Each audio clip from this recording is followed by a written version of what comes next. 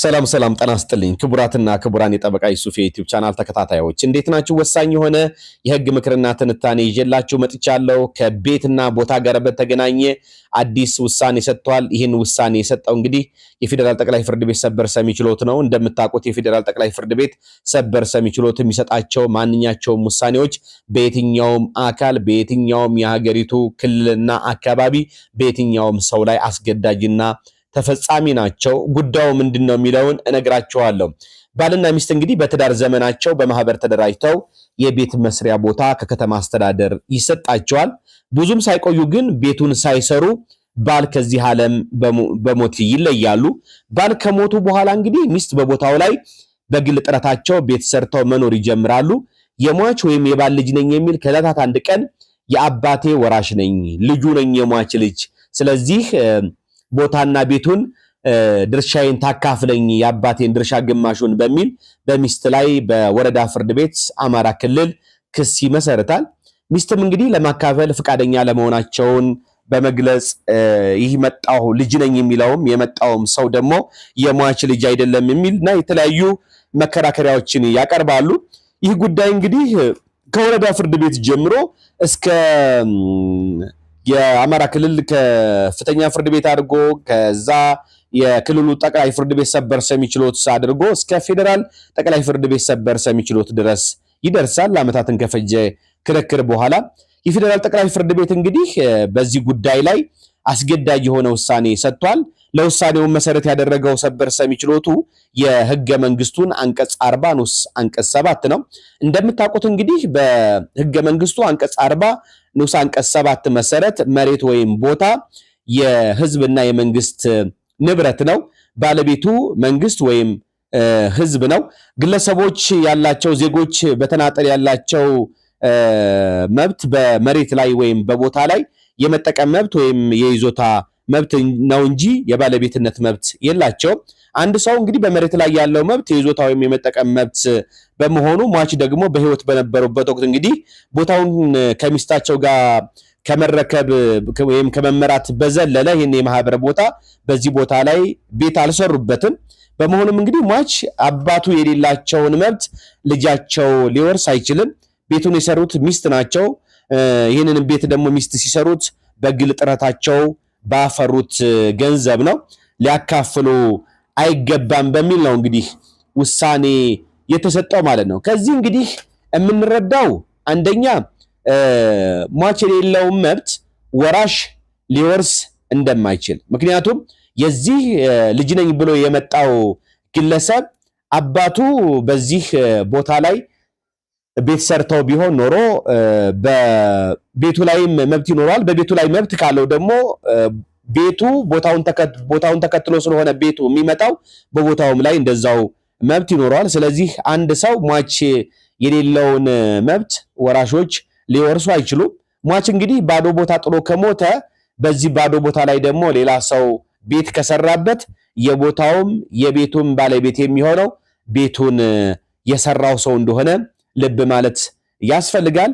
ከቤተሰብ ሕጉ አንጻር ስናየው ደግሞ እንግዲህ ምንም እንኳን ባዶ ቦታውን የተረከቡት ሁለቱ ባልና ሚስት ቢሆኑም አንዱ ከዚህ ዓለም በሞት ሲለይ እንግዲህ ፍቺ ትዳር ከሚፈርስባቸው አንዱ መንገድ ከሶስቱ ማለት ነው። ሶስት መንገዶች አሉ ትዳር የሚፈርስባቸው በህግ አግባብ ትዳር ፈርሷል የሚባልበት። የመጀመሪያው በፍርድ ቤት የፍቺ ውሳኔ ሲሰጥ ነው። ሁለተኛው አንዱ የትዳር አጋር ከዚህ ዓለም በሞት ሲለይ ትዳር እንደፈረሰ ወይም ፍቺ እንደተወሰነ ይቆጠራል። ሌላው ደግሞ በፍርድ ቤት አንዱ የትዳር አጋር ጠፍቶ የመጥፋት ውሳኔ በፍርድ ቤት ጠፍቷል ተብሎ ሲሰጥበት በሶስቱ መንገድ ነው። እንግዲህ በዚህም ምክንያት ሟች አንዱ የትዳር አጋር ከሞተ ትዳሩ እንደፈረሰ ፍቺ እንደተከናወነ ነው።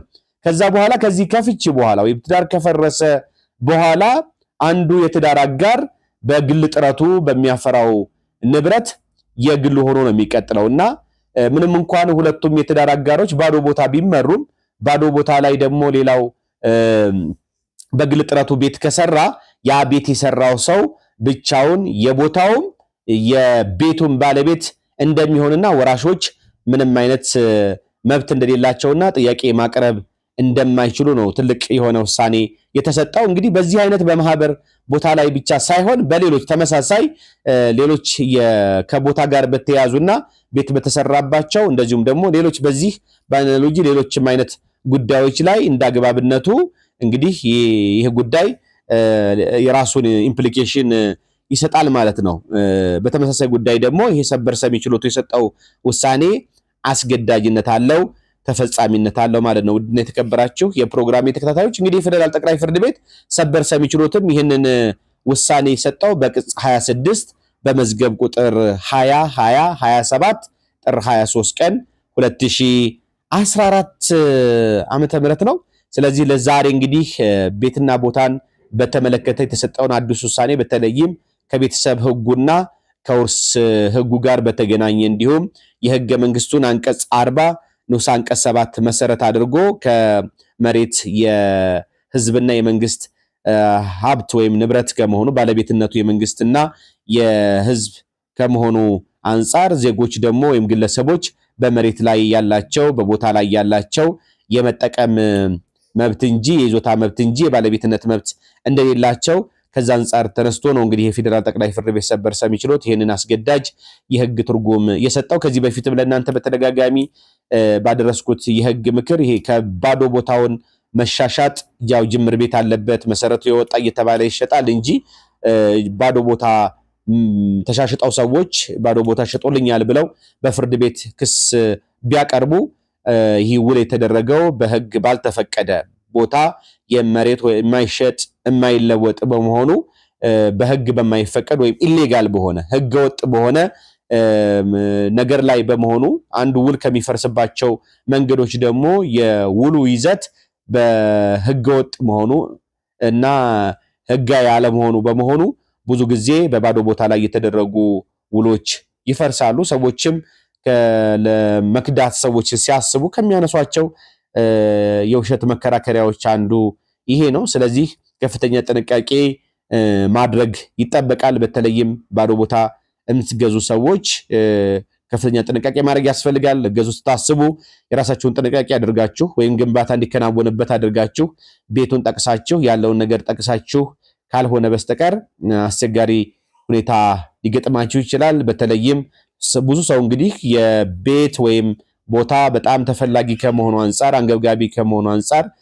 የይዞታ ማረጋገጫ ጭምር የሌላቸውን ሰነድ አልባ የሆኑ የጨረቃ የሆኑ ሰዎች በድፍረት ይገዛሉ። እንግዲህ ለቃላቸው የሚታመኑ ፈጣሪያቸውን የሚፈሩ ሰዎች ወይም ሻጮች ካልገጠሟቸው በስተቀር ገዢዎች ችግር ላይ ይወድቃሉ።